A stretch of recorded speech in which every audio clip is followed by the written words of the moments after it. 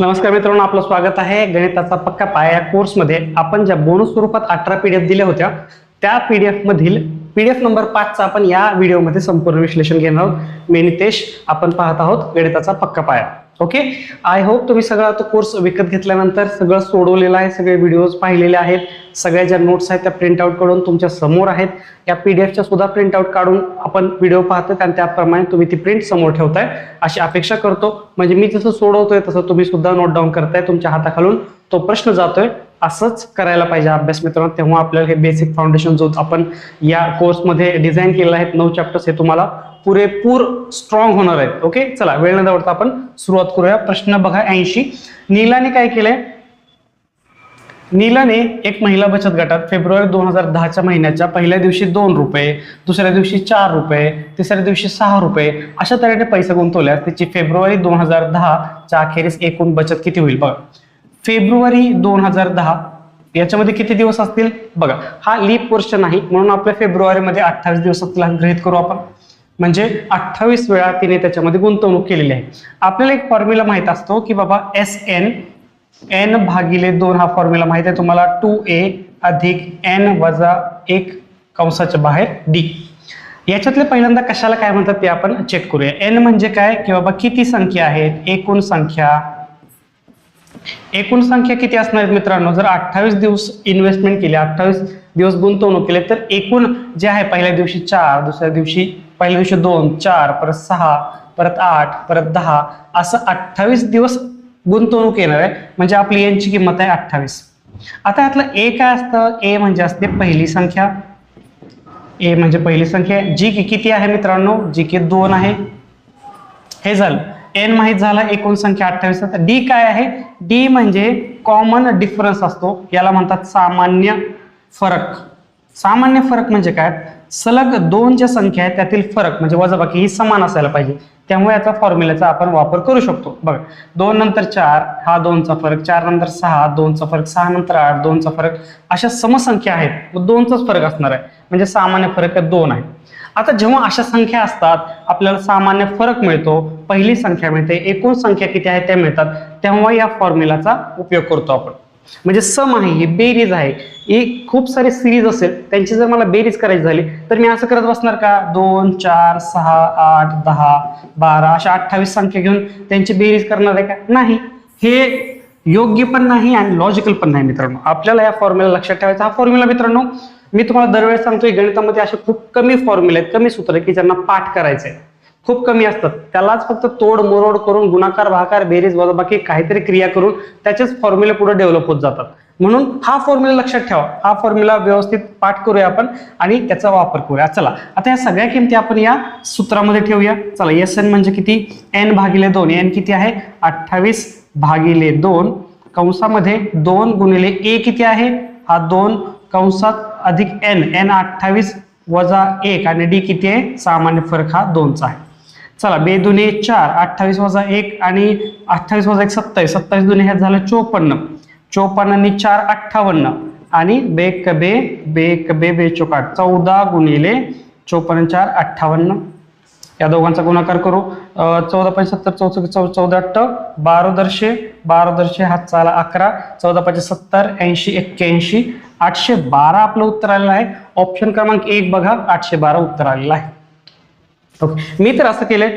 तुम्ही कोणत्या पद्धतीने कराल, म्हणजे तुम्हाला कोणती पद्धत आवडेल किंवा तुम्हाला एखादी पद्धत माहित असेल तर मित्रांनो मला नक्की कळवा. चला, पुढचा प्रश्न आहे प्रश्न क्रमांक 81. PSI प्री 2013ला पडला होता. काय करायचं याच्यामध्ये की 1 अधिक 2 वजा 3 वजा 4 अधिक 5 असं 25 अधिक 26 वजा 27 वजा 28 अशी बेरीज किती असेल? मग सर कसं कळणार आपल्याला? ह्याच्यात चिन्ह कोणतं वापरायचं? वजा कधी येणार, अधिक कधी येणार? तर मित्रांनो तुम्ही जर नीट बघितलं तर 1 म्हणजे 4 संख्या झाल्या, 4 अंक झाले किंवा संख्या म्हणा 1 2 3 4, याच्यानंतर अधिक घ्यायचंय, परत 4 1 2 3 4, त्याच्यानंतर परत अधिक घ्यायचे. आता हा जो बॉक्स आहे मी 4 अंकांचा 4 संख्यांचा एक मिळवलेला आहे, त्याच्यामध्ये चिन्ह समान आहेत का बघूया. बघा, एकदा अधिक वजा वजा अधिक वजा वजा आणि ह्या जो कंस आहे त्याच्यामध्ये अधिक चिन्ह आहे. मग आता 28 संख्या आहेत आपल्या, 28 पर्यंत गेलेलो आहे. मग अशा आपल्याला किती बॉक्स मिळणार आहेत? 7 बॉक्स मिळणार आहेत. तुम्हाला पटतंय का? 4चा 1 बॉक्स आहे, तर 28 पर्यंत गेलं तर मित्रांनो हा शेवटचा बॉक्स कुठं तयार होईल माहिती आहे का? बघा हे प्लस, जे हे प्लस घेतले, प्लस हे प्लस वजा वजा, इथं हा बॉक्स संपतो. असे 7 बॉक्स येतात. आता मी काय करतो, प्रत्येक बॉक्स मध्ये काय उत्तर येते ते चेक करूया आपण. 1 + 2 3 3 वजा 3 0, हे आलं वजा 4. हे बेरीजचं चिन्ह आहे तसं. पुढे बघा या कंसात काय येते, 5 + 6 11, 11 वजा 7 4, 4 वजा 8 वजा 4 येते. अधिक याचप्रमाणे शेवटचा जर कंस बघितला आपण, 25 + 26 51, 51 मधून 27 जर गेले मित्रांनो, तर 51 मधून 27 गेले तर 24 उरतात. 24 वजा 28 वजा 4 येतात. म्हणजे हा पहिला बॉक्स, हा दुसरा बॉक्स, आणि अशा प्रकारे हा शेवटचा 7वा बॉक्स. कसं कळालं? कारण की 28 शेवटी आहे. ओके, 7 चोक 28, म्हणून 1 2 3 असे किती बॉक्स झाले? 7 बॉक्स झाले. आणि 7 प्रत्येक बॉक्स मध्ये वजा 4, मग 7 चोक किती झाले? 28, आणि वजाचं चिन्ह आहे तसं ऑप्शन क्रमांक 2 वजा 28. मजा आली की नाही? किती छान प्रश्न आहे, क्वालिटी प्रश्न म्हणतात त्याला. की बाबा समजणारच नाही लवकर, तुम्हाला थोडासा वेळ वाया घालावा लागेल, आणि तेव्हा तुम्हाला एकदा लॉजिक कळालं की तुम्हाला पटपट एका सेकंदात उत्तर आहे. पण ते समजलं पाहिजे. ते कधी समजणार आहे? खूप साऱ्या प्रॅक्टिसनी. आणि आपण 18 PDF दिलेत मित्रांनो, प्रॅक्टिस करा त्यासाठी दिलेलं आहे. ओके, प्रॅक्टिस करण्यासाठी दिलंय, तुम्ही प्रॅक्टिस करायलाच पाहिजे. चला पुढचा प्रश्न घ्यायचा. चला पुढचा प्रश्न घेऊया.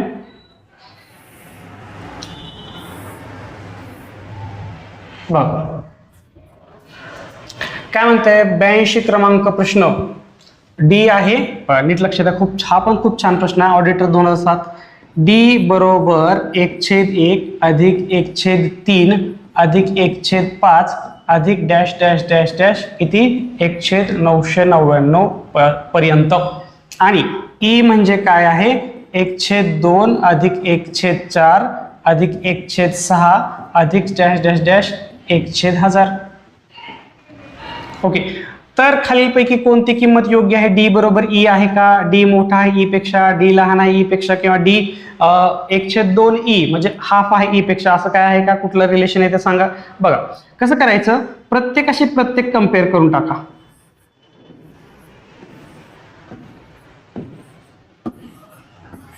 तुम्हाला असं समजेल की हे डी ची जी किंमत आहे, जो अपूर्णांक दिलाय तो अपूर्णांक मोठा आहे या अपूर्णांकापेक्षा, किंवा ह्याची किंमत 1 आहे, याची 1/2 आहे, म्हणजे इथं झाला डी मोठा आहे ई पेक्षा. इथे बघा 1/3 1/4 याच्यापैकी कंपॅरिझन जर करायचं झालं 1/3 आणि 1/4. आता याचं काय म्हटलं मी तुम्हाला, जेव्हा अंश समान असतो, जेव्हा ज्याचा छेद लहान असतो तो अपूर्णांक मोठा असतो. बघा याचा छेद लहान आहे 3, तर हा मोठा. इथं सुद्धा डी मोठा झाला ई पेक्षा.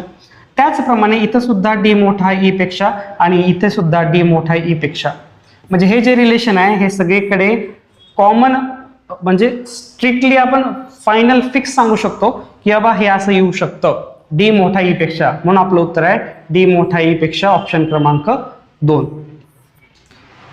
बरोबर. 1/3 1/5 हे आहे विषम संख्यांचं घेतली त्यांनी सिरीज, आणि ही खालची आहे समसिरीज 1/2 4 6 8. तुम्हाला काही समजणार याच्यातलं, हे बेरीज करायची का काय करायची, तर एक पकडा, आणि त्याचं पूर्णतः एक जर समजलं डी मोठा ई पेक्षा, जर प्रत्येक वेळेस ते लागू होत असेल तर मित्रांनो त्यांची बेरीज केली की तेच लागू होणार आहे, डी मोठा आहे ई पेक्षा. ओके, अशा प्रमाणे याचं लॉजिक आहे. चला पुढचा प्रश्न बघा. प्रश्न 83 UPSC 2022. UPSCचे प्रश्न जेव्हा आपण पाहतो ना मित्रांनो, तेव्हा खूप छान प्रश्न असतात. आपल्या दुसऱ्या एक्झाम सारखं नसतं की बाबा तुम्ही काहीतरी फॉर्म्युला सूत्र वापरा आणि ठेवा. UPSCचे प्रश्न लॉजिकवर खूप भरोसा दिलेला असतो त्यांचा. सूत्र कमी पण लॉजिक लावा तुम्ही, लॉजिक. आता याच्यामध्ये ए बी बी सी असं दिले सिरीज. 100वे अक्षर कोणते असं विचारलं आहे. तर तुम्ही या सिरीजकडे नीट जर पाहिलं तर तुम्हाला काय सापडेल माहिती का? A B ABC ABCD ABCD E असं सापडेल तुम्हाला. म्हणजे एक अल्फाबेट वाढवून पुढची सिरीज बनवायची. इथे एक वाढवला AB झाला, इथे एक वाढवला ABC झाला, इथे एक वाढवला ABCD झाला. समजतंय का? इथे एक अल्फाबेट वाढवला, इथे 2 अल्फाबेट वाढवले, इथे 3 अल्फाबेट वाढवले, इथे 4 अल्फाबेट वाढवले, आणि सो ऑन इथं 5 असं 6 7 8 9 10 असं. आता 100वे अक्षर कोणते? 100वे अक्षर कोणते मित्रांनो बघा. आता सिरीज कशी तयार होईल? 1 2 3 4 5 डॅश डॅश डॅश आणि समथिंग काय असेल ते आपल्याला 100वा अक्षर काढायचं आहे. आता बघा n जर नैसर्गिक संख्यांची बेरीज जर केली तर n+1 भागिले 2. ओके, हे 100च्या आसपास कुठं यायला पाहिजे, म्हणजे आपल्याला पुढचं कुठलं तर लॉजिक लागेल. समजा आसपास कसं येतं मित्र, मला माहिती आहे का, n ची किंमत जर 13 घेतली मी तर इथं 13 येते गुणिले हे 13 + 1 14 भागिले 2 बेक बे 2 14 13 91. म्हणजे 91 पर्यंत आपण सिरीज ही आणलेली आहे. 91 पर्यंत सिरीज आणले. आता मला कुठं जायचं, 100 पर्यंत जाते तर 92 93 94 95 96 97 98 99 100. म्हणजे तुम्हाला समजलंय का की बाबा अशी सिरीज आणली शेवटची, इथं 13 ची सिरीज आली, म्हणजे 13 म्हणजे 13 पर्यंतचे अंक. आता पुढे 14 पर्यंतचे अंक घ्यायचे. असं इथपर्यंत 13 आलोय.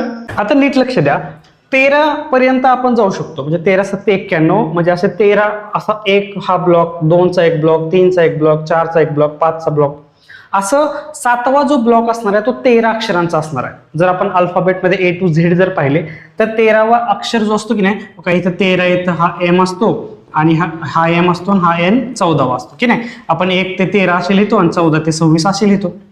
मग 13वा अक्षर काय झालं, M झालं. आता 91 पर्यंत 13 अक्षर झाले, त्याच्या पुढे किती उरले, 92 93 94 95 96 97 98 99 100, जे काय उरलेत तेवढे उरलेत. आता परत मला A पासून सुरू करावं लागेल, बरोबर, कारण की आपण कसं करतोय, एक एक अल्फाबेट ऍड करत जातोय. आता इथं जे 7 ब्लॉक 7वा ब्लॉक होता त्याच्यापर्यंत M पर्यंत होतं. आता 8व्या ब्लॉक मध्ये जो इथं उरलेला आहे, हा जो 8वा ब्लॉक म्हणूया आपण, 8वा ब्लॉक, त्याच्यामध्ये परत मला A पासून सुरुवात करावी लागेल. तर A B C D E F G H आणि I. मला विचारले 100वा अक्षर कोणतं, तर 100वा अक्षर मित्रांनो तो I येते. ऑप्शन क्रमांक 3 I. सुंदर, लाजवाब प्रश्न, काही समजत नाही. हा, म्हणजे हे अंदाज घेतला आपण या फॉर्म्युल्याने, बाबा 100च्या आसपास कुठलं येते, बाबा 13 जर घेतले आपण तर 13 × 7 = 91 येऊ शकतो. म्हणजे आपण अंदाज बांधला एक प्रकारचा. आणि त्याच्यानंतर पुढचा जो हा ब्लॉक आहे त्याच्यात फक्त अल्फाबेट पुट केले, alphabet A B C D ते 100वा I येते. ओके, समजलं. चला पुढचा प्रश्न घेऊया.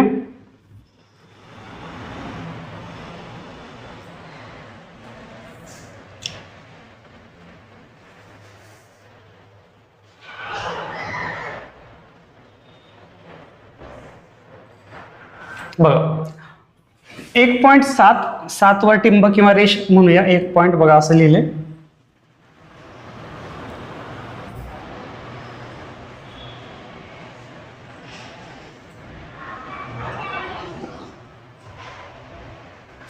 एक 1.7 वर टिंब या आवृत्ती दशांश किंमत दर्शवणारा पर्याय निवडा.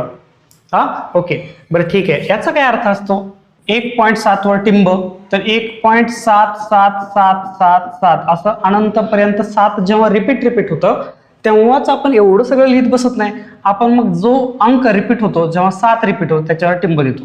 जर 2 अंकी संख्या रिपीट होत असेल, समजा इथं 27 27 27 असं रिपीट होत असेल, तर 2 अंकांची संख्या रिपीट होत असेल तर मी काय करणार, 1.27 वर अशी रेष ओढणार. त्याला सुद्धा दशांश आवर्तीच म्हणतात. आवर्ती म्हणजे परत एकदा रिपीट होते, परत रिपीट होते. हे 27 27 27 किंवा 7 7 7 7 7.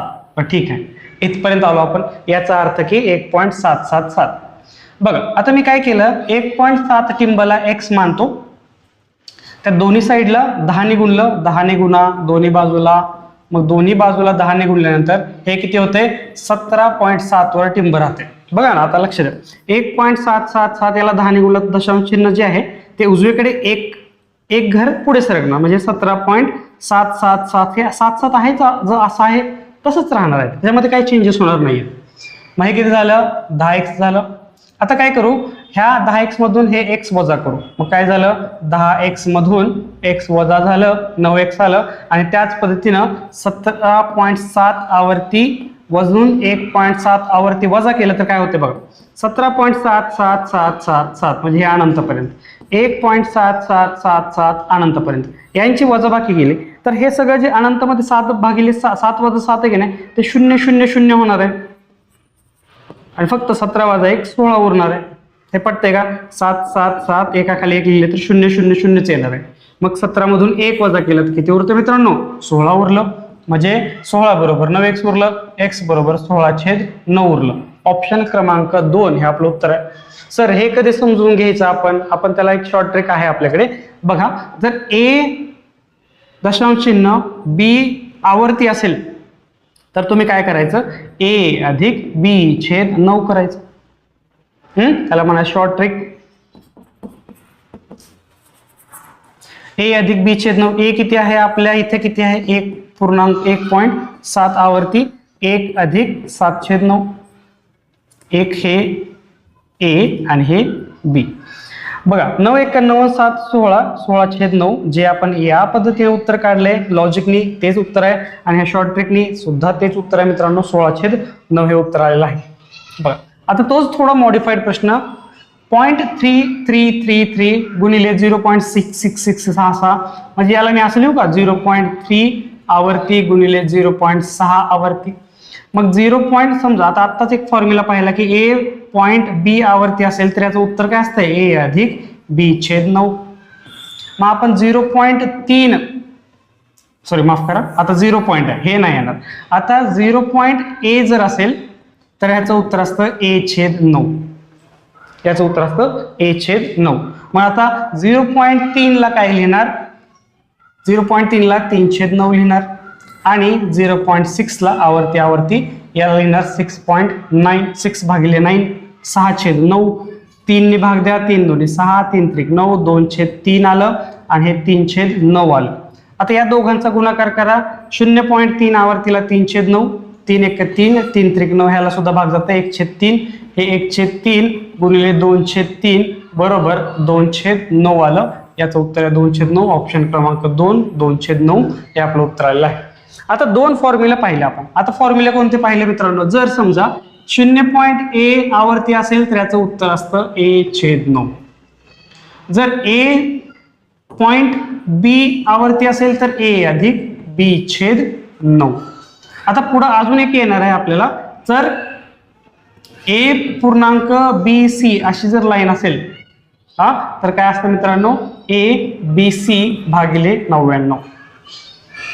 ए पूर्णांक बी सी भागिले 99 हे पुढे आपण चेक करूया ह्याचं उत्तर येते का. हे तर लक्षात झालं. आताच 2 एक्झाम्पल आपण पाहिले. ह्या फॉर्म्युला ह्या प्रश्नामध्ये हे पूर्ण केलं आणि या प्रश्नामध्ये हे कव्हर केलं. पुढचा तिसरा प्रश्न आपण प्रश्न आल्यानंतर, पुढचा तिसरा जो शॉर्टकट आहे शॉर्ट ट्रिक आहे ते पुढच्या प्रश्न आल्यानंतर आपण तिथं व्हेरीफाय करूया. चला पुढचा प्रश्न घेऊया. बघ 0.7777 म्हणजे 7 आवर्ती. याला कसं सांगितलंय, जर समजा 0.a आवर्ती असेल तर याचं उत्तर आहे ए छेद 9. मग याचं उत्तर काय असणार आहे 7/9 आहे का. ऑप्शन क्रमांक 3 उत्तर आहे. क्लर्क 21 ला उत्तर आलं होतं, प्रश्न आला होता. एकदम इझी मस्का, हे माहित पाहिजे फक्त. किंवा मी सांगितलं त्या पद्धतीने पण येते एक्स मानायचं 10x ने गुणायचं. ओके चला, जर x बरोबर 0.975 आहे, 4.475 म्हणजे किती, यात ऑप्शन मध्ये ट्राय करा. ऑप्शन क्रमांक 3 उत्तर आहे. कसं, x अधिक 3.5. x म्हणजे किती आहे 0.975 अधिक 3.5. चला बेरीज करा. 3.5 0 0 0 घेऊया आणि 0.975 बस एक 0 पाहिजे याला. ओके 2 0. चला यांची बेरीज करूया. 5 ला 5 7 ला 7 9 5 14 हात चालले कारण 4 पूर्णांक 4.475 जे की आपल्याला त्याची किंमत काढायची होती आणि तीच किंमत आपण काढलेली आहे. आता हा प्रश्न का टाकलाय कारण ट्रायल अँड एरर करतो ना आपण. हे ट्राय करतो मग हे ट्राय करतो मग हे ट्राय करतो मग याचं उत्तर तुम्हाला हे भेटणार. किंवा अंदाज पण बांधा ना. 4.475 आपल्याला उत्तर आणायचंय तर मला ह्याच्यामध्ये किती ऍड केले पाहिजे बाबा. 2 तर नाही होणार, 3 पॉईंट समथिंग येणार आहे. 3.5 केलं तर 4 पॉईंट समथिंग मला उत्तर येणार. ओके त्या पद्धतीने लॉजिक लावायचं. चला पुढचा प्रश्न घेऊया.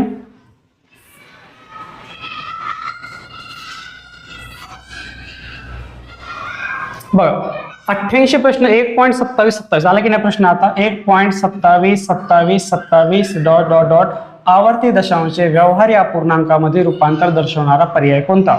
आता जेव्हा मी तुम्हाला म्हटलं की 1.27 वर आता रेष येणार कारण ही संख्या आहे, याचं उत्तर काय आहे. जर ए पॉइंट बी सी वर अशी रेष असेल किंवा आवर्ती दशांश आपण म्हणतो असं, याचं उत्तर काय असणार आहे तर ए पूर्णांक बी सी छेद 99 हे आपलं उत्तर असणार आहे. तर याचं उत्तर काय असणार आहे तर 1.27 आहे, याचं घ्या 1.27/99. आता हे पूर्ण करायचं ना आपल्याला, तर चला पूर्ण करूया. 99 1 99 126/99 आलं. आता 6 आणि 2 8 आणि 9 9 ने भाग जाते का बघा. 9 1 9 3 उरले. 9 चोक 36 9 1 9 9 1 9 उत्तर आलं 14/11 आहे का. ऑप्शन क्रमांक 2 उत्तर आले 14/11. ए पूर्णांक BC/99 घ्यायचं केव्हा, जेव्हा हे दोन अंक म्हणजे एक संख्या दशांश चिन्हाच्या नंतर हे रिपीट होते, आवर्ती होते, तेव्हा आपल्याला हे वापरायचे. म्हणजे आपल्याला 3 फॉर्म्युले एकदम पाठ म्हणजे पाठ करायचे. कोणते, जेव्हा बघा 0.A असेल किंवा आवर्ती म्हणून ए वरती टिंब असेल तर काय करणार तुम्ही, उत्तराचं A/9 घेणार. समजा ए पॉइंट बी वर डॉट असेल तर काय करणार तुम्ही मित्रांनो, A + B/9 करणार. किंवा ए पूर्णांक A.BC वर रेष असेल, दोन संख्या रिपीट होताचा अर्थ, तर A पूर्णांक BC/99 हे आपलं उत्तर आलेलं आहे. ओके. तिन्ही पद्धतीचा उपयोग आपण आयोगामध्ये पडलेल्या प्रश्नामध्ये केलेला आहे. म्हणजे हे लक्षात ठेवायचे की याच्यावरती आयोग टाकतो 21लाच पडलेला आहे प्रश्न, तर रिपीट करायचे चान्सेस जास्त बनतात. ओके. जायचं पुढे. चला पुढचा प्रश्न वाचा की दोन संख्यांचा गुणाकार हा 2160 आहे व त्यांचा मसावी 12 आहे, तर लसावी किती. बघ पहिल्यांदा एक फॉर्म्युला तुम्हाला लक्षात ठेवायचा काय, तर दोन संख्यांचा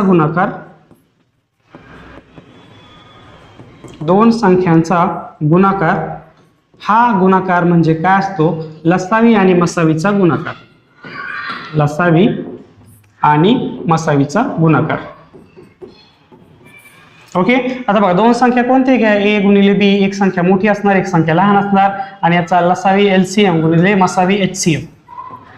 आता काय विचारलं, दोन संख्याचा गुणाकार दिलाय म्हणजे हे दिले 2160 दिले.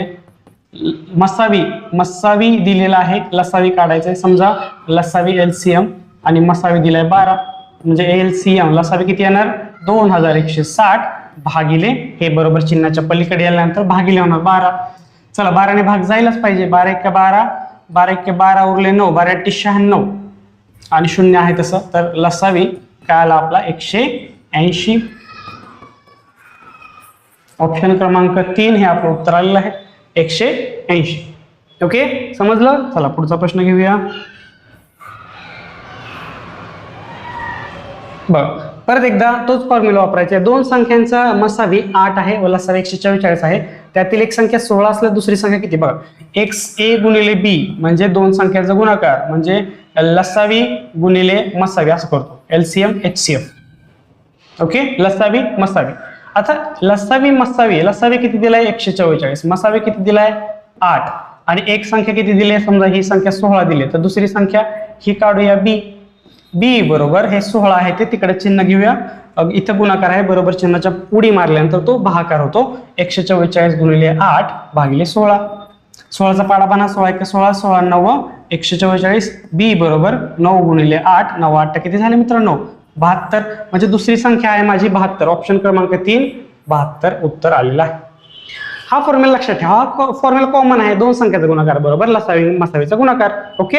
चला पुढचं काय, 22 36 आणि 66 यांनी निशेष भाग जाणार सर्वात लहान पूर्ण वर्ग निवडा. लहान म्हटलं की बघा पहिल्यांदा क्रम जर पाहिला तुम्ही 3456 4356 4536 आणि 5346. प्रश्न खूप क्वालिटी आहे मित्रांनो, कसलं छान लॉजिक वापरले बघा.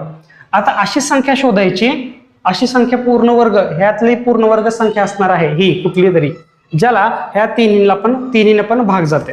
मग काय करायचं, पहिल्यांदा तुम्ही याचा लसावी काढून घ्यायचा. कशाचा 22 36.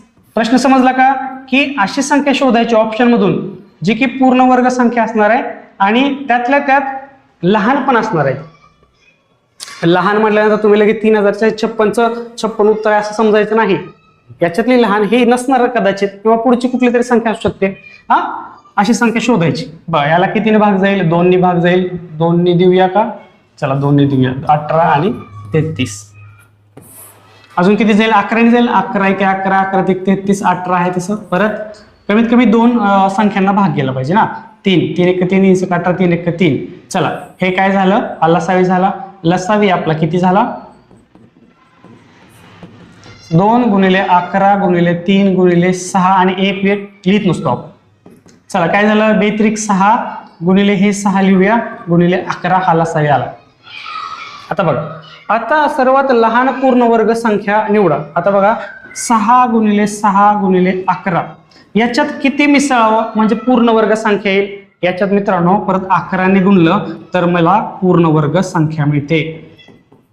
का कसं मिळते? कारण की हा 6चा वर्ग येईल, हा गुणिले 11चा वर्ग येईल, म्हणजे हे पूर्ण वर्ग झाले.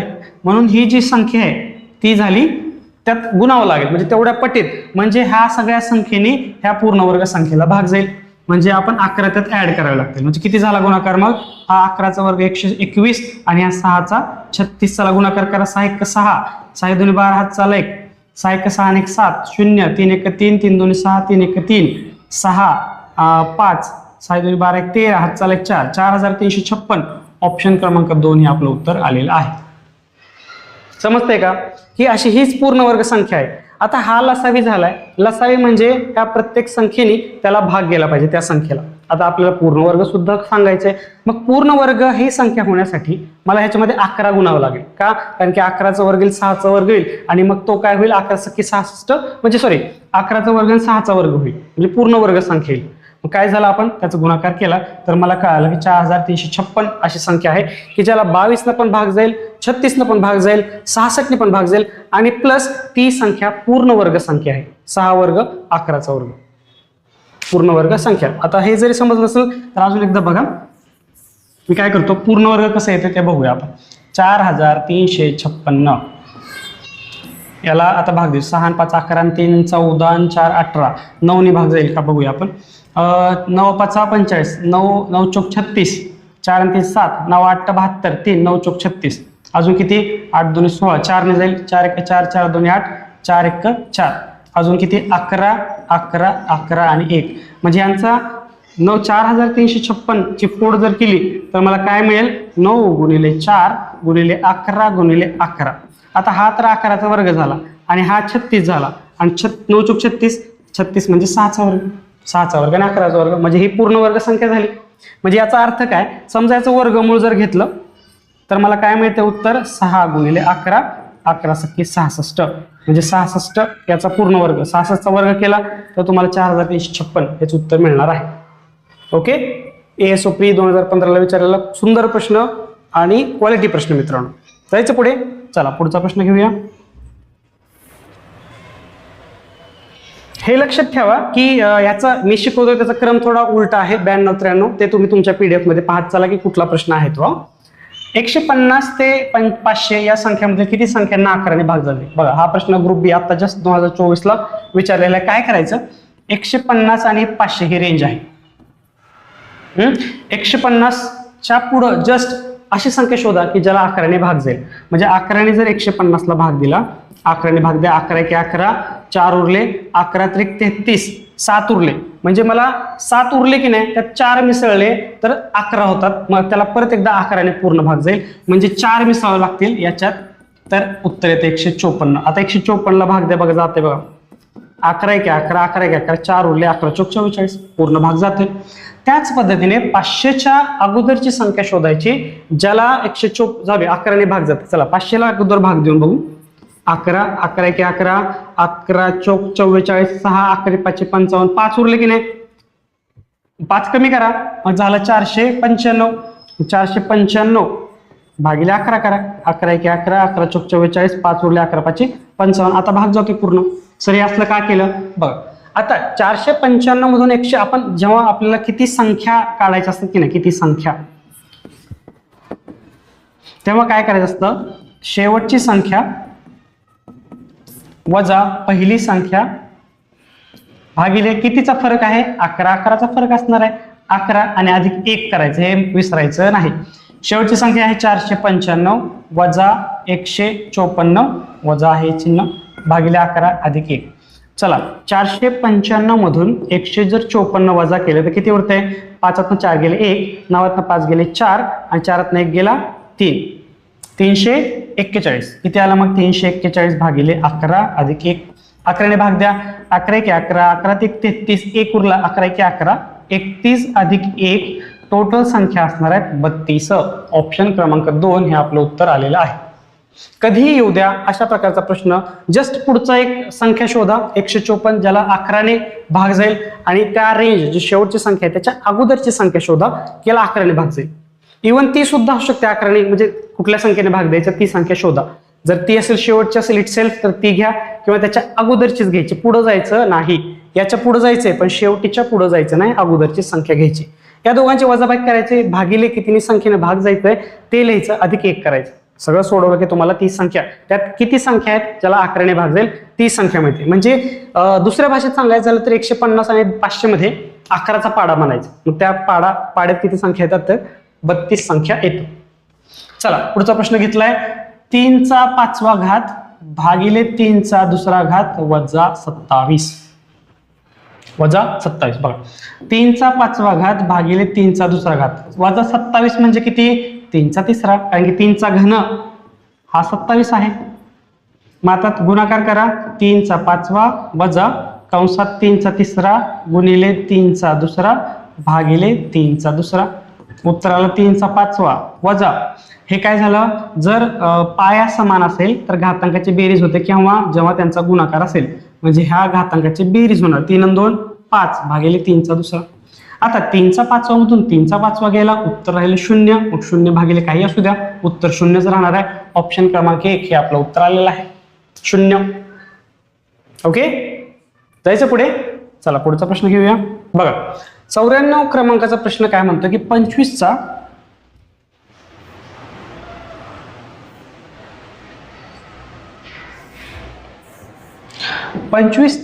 जर n अधिक चौथा घात घेतला आणि बरोबर 1 म्हटलं तर n ची किंमत काढा. त्याच्या अगोदर तुम्हाला एक सांगतो की समजा कुठलीही संख्या असू द्या त्याचा जर 0वा घात घेतला तर त्याचं उत्तर 1 येते. एवढं माहित असलं की हा प्रश्न सुटला म्हणून समजायचं. कसं बघा 25चा n अधिक 4 बरोबर 1 म्हणजे काय करतो मी 25चा 0वा घात घेतो. किती घ्या म्हणलं ना ही n ची संख्या, मग 25चा 0 बरोबर 1, 1च्या जागी 25चा 0वा घात घेतो. बघा जेव्हा पाया समान असतो तेव्हा घातांक सुद्धा समान असतो. मग n अधिक 4 बरोबर 0 असं लिहू शकतो का, तर पाया समान आहे, मध्ये बरोबरचं चिन्ह आहे. ओके, मग n बरोबर वजा 4 उत्तर आलं. अधिक 4 आहे बरोबर चिन्हाच्या पलीकडे गेले वजा 4. ऑप्शन क्रमांक 3 वजा 4. ओके, सोपा प्रश्न होता, फक्त हे माहिती पाहिजे होतं. IMP बघा खूप मस्त प्रश्न आहे. एवढं अवघड सांगितलं की तुम्ही घाबरून जाल वाचूनच. जर a आणि b या दोन परिमेय संख्या असून m आणि n या धन संख्या आहेत, त्यात m मोठा आहे n पेक्षा, तर a 0 नाहीये तर a चा m वा घात भागिले a चा n वा घातची किंमत काढा. फॉरेस्ट 2018. कसलं लिहिलंय काहीच समजत नाही, फक्त एवढंच समजलं शेवटचं किंमत काढा म्हटलंय. हा तर a ची किंमत 0 नाही हे सांगावं लागतं, कारण की 0 असेल तर ह्याचे सगळे ठोकताळे बदलतात. a ची किंमत 0 नाही, m मोठा आहे n पेक्षा म्हणून तो वरती आहे. आता बघा जेव्हा अशा पद्धतीचा भागाकार असतो आणि पाया समान असतो, पाया समान आहे की नाही a, तेव्हा घातांकाची काय होते वजाबाकी. कशी वजाबाकी होते बघा, a चा m वा घात गुणिले 1/a चा n वा घात असं लिहितो. a चा m वा घात, आता हा a चा n वा घात जेव्हा छेदाचा अंश करायचा असतो तेव्हा मला a चा जो घातांक आहे तो वजा n होतो, वजा n होतो. आता पाया समान आहे तर घातांकाची बेरीज होणार, गुणाकार आहे म्हणल्यावर, तर a बरोबर m वजा n. घातांकाची बेरीज घ्या, तर पाया समान असताना गुणाकार चिन्ह असताना यांची दोघांची बेरीज केली तर m वजा n मिळते. म्हणजे माझं उत्तर आलं a चा m वजा n वा घात आहे का, दिसतंय का. यस, ऑप्शन क्रमांक 4 बघा, a चा m वजा n वा घात. ओके, जायचं पुढे. चला पुढचा प्रश्न घेऊया. बरं, हा प्रश्न तुम्ही तुमच्या PDF मध्ये जरा नीट करून लिहा. याचा असा अर्थ आहे की 5वं मूळ 5चा 15वा घात, हे तुम्ही करेक्शन करून घ्या. कसं आहे हे सगळं PDF वगैरे मीच तयार करतो म्हणून माझ्याकडनं थोड्या चुका झालेल्या असतात, त्या मी करेक्शन तुम्हाला सांगत राहील. चला आता तुम्ही लक्ष दिले का कधी, तर वर्गमूळ असेल 5चा तर आपण याला कसं लिहितो 5चा 1/2 लिहितो. ओके, जर घनमूळ असेल 5चा तर 5चा 1/3 लिहितो. आता कितीवेही मूळ असू द्या, समजा हे 5वं मूळ आहे 5चं, तर मी 5चं किती लिहिणार 1/5 लिहिणार. त्याच पद्धतीने याचा विचार करा. आता जर 5वे मूळ असेल तर 5चा 15वा तर आहेच आणि त्याचा 1/5 होईल, कारण की 5वं मूळ आहे की नाही. 5वं मूळ म्हणजे 1/5 होईल. आता बघा 5 ह्या घातांकाचा घातांक असेल तर घातांकाचा गुणाकार होतो, म्हणजे हे 15 गुणिले 1/5 येईल. 5 × 5, 5 त्रिक 15, उरलं किती 5चा घन. 5चा घन किती असतो 125. ऑप्शन क्रमांक 3 बघा आपलं उत्तर आहे 125. जेव्हा घातांकाचा कंसाचा घातांक असतो तेव्हा त्या घातांकाचा गुणाकार होतो. तर आपण काय केलं मग 5 गुणिले 1/5 केले की नाही. मग 5 × 5, 5 त्रिक 15, 5चा 3राच घात उरला, म्हणजे 5चा घन हा 125 होतो. चला 97 प्रश्न परत एकदा. 125वा a घात तर 625, तर a ची किंमत किती. तर a ची किंमत किती. अजून काय करता येईल याच्यामध्ये बघा. 625 म्हणजे किती झालं मित्रांनो. 625 म्हणजे 25चा हा वर्ग असतो. लक्ष द्या. 25 गुणिले 25 तर लिहू शकतो, पण 25 म्हणजे 5चा वर्ग आणि हा 25 म्हणजे 5चा वर्ग, म्हणजे टोटल पाया समान आहे. घातांकाचे काय होणार बेरीज, तर 5चा चौथा येईल. म्हणजे 125चा a वा घात तर 5चा चौथा घात. हे ठीक झालं, हे झालं. आता 125ला मी काय लिहू शकतो. 125ला मित्रांनो 5चा घन 125 लिहितो आणि त्याचा a वा घात म्हणजे 5चा चौथा घात. आता बघा घातांकाचा घात आत्ताच पाहिलं, घातांकाचा घात घातांकाचा गुणाकार होणार. 5चा 3रा 5चा घात 3a या दोघांचा गुणाकार होईल आणि 5चा चौथा. आता बरोबर चिन्ह मध्ये आहे, पाया समान आहे, जेव्हा घातांक काय होणार ते सुद्धा समान होणार, म्हणजे उत्तराला 3a बरोबर 4 आणि a बरोबर 4/3.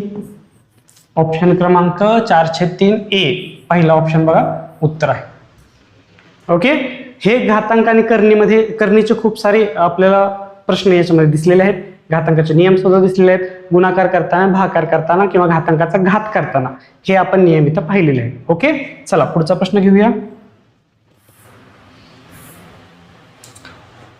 बघा 98वा प्रश्न काय म्हणतं की 2चा x वा घात आणि घनमुळात 32, तर x ची किंमत किती. आता काय करता येईल मित्रांनो बघा. त्याच्या अगोदर काय करू, घनमूळ आहे की नाही 32, मग 32चा घात किती असतो 1/3. ओके. परत काय होईल 32 म्हणजे काय असतं 2चा 5वा घात हा 32 असतो. कसं बघा 2 गुणिले 2 गुणिले 2 गुणिले 2 गुणिले 2, 2 दुनी 4, 4 दुनी 8, 8 दुनी 16, 16 दुनी 32, म्हणजे 2चा 5वा हा 32 असतो. म्हणजे 2चा 5वा आणि कंसाचा 1/3. परत एकदा घातांकाचा घात असेल तर घातांकाचा गुणाकार होतो, म्हणजे 2चा 5वा गुणिले 1/3 म्हणजे 2चा 5/3 झाला. ओके. आणि हा 2चा x. आता बघा पाया समान आहे, 2 पाया समान आहे, मग x ची किंमत सुद्धा काय असणार आहे, त्याचा घातांक सुद्धा समान आहे. x बरोबर झालं 5/3. आपल्याला x चीच किंमत काढा म्हटलंय. ऑप्शन क्रमांक 4 5/3 आपलं उत्तर आलेलं आहे. चला शेवटचा प्रश्न बघूया. काय म्हटलंय x बरोबर, परत एकदा तुम्ही ह्यात करेक्शन करा. हे 5वं मूळ आहे 32चा चौथा घात. 32चा चौथा घात, तर ह्याचं x ची किंमत काढा. चला आता काय करू, पाचवं मूळ आहे की नाही, तर 32चा चौथा आणि कंसाचा 1/5.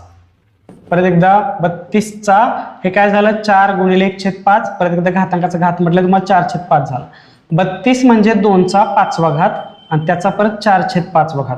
परत घातांकाचा घात आहे म्हणून 2चा 5वा गुणिले 4/5 ह्या दोघांचा गुणाकार होईल. 5 5 कट होईल, एकमेकांना कॅन्सल करतील, उरलं 2चा चौथा. 2चा चौथा म्हणजे 2 गुणिले 2 गुणिले 2 गुणिले 2, किती झाले 2 4, 4 चौक 16, उत्तराला 16. ऑप्शन क्रमांक 1 उत्तराला आपलं 16. ओके.